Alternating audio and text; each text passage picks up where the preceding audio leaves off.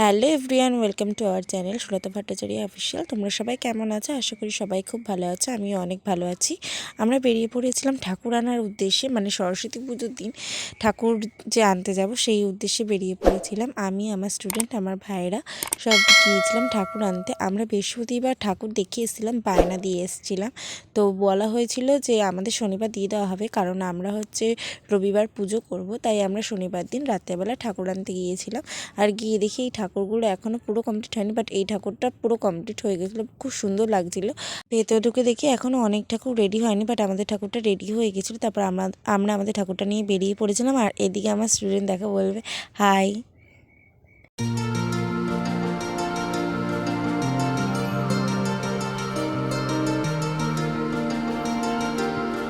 ঠাকুর নিয়ে আসার পর মণ্ডপে রেখে দিয়ে আমি বাড়ি চলে এসেছিলাম। আর ঘুম থেকে পরের দিন উঠে দেখি বাইরে কি কুয়াশা।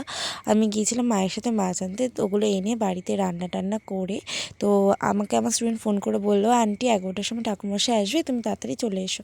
তো আমি এসে গিয়েছিলাম, যদি ও একা দায়িত্ব নিয়েছিল, ও ছোট, অনেক ছোট, ও যে পুজোর দায়িত্বটা নিয়েছে এটাই অনেক।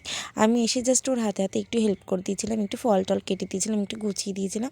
আর এই দেখো এই মালাটা ঠাকুরের গলায়, এটা ও এনেছে। প্রত্যেক বছরই ও একটা করে মালা দেয়। এই যে শঙ্খ বাজাচ্ছে ওটাই আমার স্টুডেন্ট।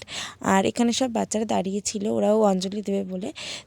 কি বলো তো, সোমবার যদিও সকাল সকাল ছেড়ে দেবে, আর অত সকালে উঠে জোগাড় করে পুজো দেওয়া আমাদের পক্ষে সম্ভব ছিল না, তাই আমরা রোববারই করেছি।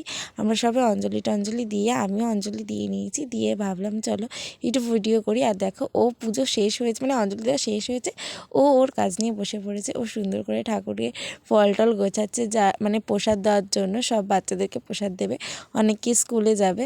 ও কিন্তু অনেকই ছোট, যাই হোক। তারপর আমি বেরিয়ে পড়েছিলাম বাড়ি যাওয়ার উদ্দেশ্যে। আর ওদিকে দেখি একটা এই পুচকুটা মানে পাঞ্জাবি পরেছে, ও আমার মাসির বাড়িতে থাকে। তারপর ওকে একটু নিয়ে এসেছিলাম যে চল আমাদের ওখানে গিয়ে ঠাকুর দেখে আসবি। তো ওকে নিয়ে এসেছিলাম, আমি হাত ছেড়ে দিয়েছিলাম বলে ও দাঁড়িয়েই ছিল, ও আর হাঁটছিল না।